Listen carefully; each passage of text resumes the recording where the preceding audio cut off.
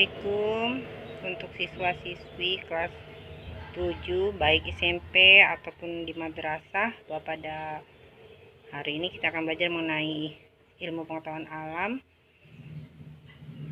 di semester 1. Buku ini karya dari Kementerian Pendidikan dan Kebudayaan Republik Indonesia tahun 2017.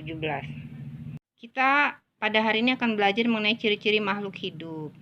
Secara umum, ciri-ciri yang ditemukan pada makhluk hidup adalah bernapas, bergerak, makan dan minum, tumbuh dan berkembang biak, mengeluarkan zat sisa, peka terhadap rangsang, dan menyesuaikan diri terhadap lingkungan.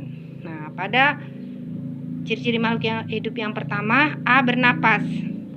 Nah, setiap saat kamu bernapas, itu menghirup udara yang diantaranya mengandung oksigen atau O2 dan mengeluarkan udara dengan kandungan karbon dioksida atau CO2 lebih besar. B. Memerlukan makanan dan minuman. Untuk beraktivitas, setiap makhluk hidup memerlukan energi. Dari manakah energi tersebut diperoleh? Untuk memperoleh energi, makhluk hidup memerlukan makanan dan minuman. Perhatikan gambar 2.5. Ini ada gambar kambing sedang makan rumput dan anak manusia makan nasi. Bergerak. Kamu dapat berjalan, berlari, berenang, dan menggerakkan tangan. Itu merupakan ciri bergerak. Tubuhmu dapat melakukan aktivitas karena memiliki sistem gerak. Sistem gerak terdiri atas tulang, sendi, dan otot. Ketiganya bekerja sama membentuk sistem gerak. Perhatikan gambar 2.6. Sumber dokumen Kemdikbud. Gambar 2.6a itu pelari. Anak-anak melakukan lari ya. Yang B itu adalah berenang. Tumbuh dan berkembang. Perhatikan tubuhmu, samakah tinggi dan massa tubuhmu sekarang dengan tinggi dan massa tubuhmu waktu masih kecil? Tentu saja tidak sama. Itu kita lihat gambar sumber dokumen Kemdikbud gambar 2.7 mengenai pertumbuhan manusia.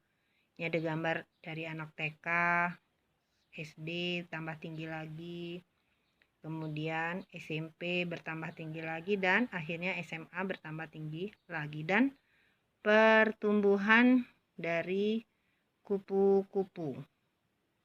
Kupu-kupu pertama bertelur, kemudian telur tersebut menetas menjadi ulat. Ulat berubah menjadi kepompong, kepompong berubah menjadi kupu-kupu muda, akhirnya berubah menjadi kupu-kupu dewasa. Berkembang biak atau reproduksi. Kemampuan makhluk hidup untuk memperoleh keturunan disebut berkembang biak atau reproduksi. Berkembang biak bertujuan untuk melestarikan keturunan agar tidak punah. Sebagai contoh, kamu lahir dari ayah dan ibu. Ayah dan ibumu masing-masing juga mempunyai orang tua yang kamu panggil kakek dan nenek, dan seterusnya. Perhatikan gambar 2.8, sumber dokumen Kemdikbud, gambar 2.8, ibu dan bayinya. Jadi, berkembang biak adalah kemampuan makhluk hidup untuk memperoleh keturunan.